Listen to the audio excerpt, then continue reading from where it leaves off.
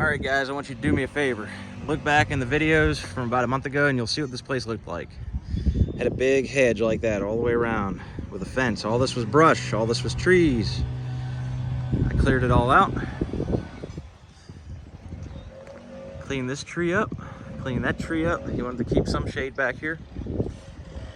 So I put down 36 yards of topsoil. Installed this fire pit, which has 4 tons of gravel underneath of it. So it always, have good drainage and good compaction so it doesn't settle and grow weeds and all that. This is all rubber mulch that we're using.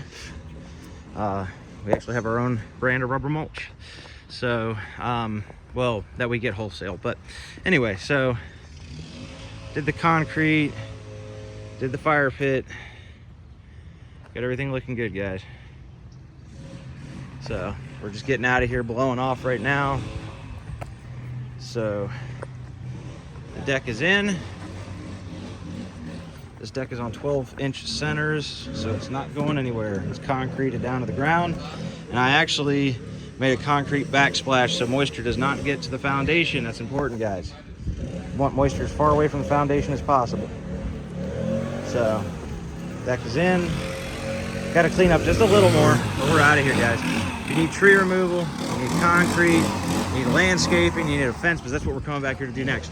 We're gonna put in a big fence, but we gotta do this in steps for the homeowner's budget. And 1 second. Yeah, so the homeowner's budgeting it out in stages. So I'd love to have been able to do all this at once and get in and get out, but I understand everybody's got different priorities.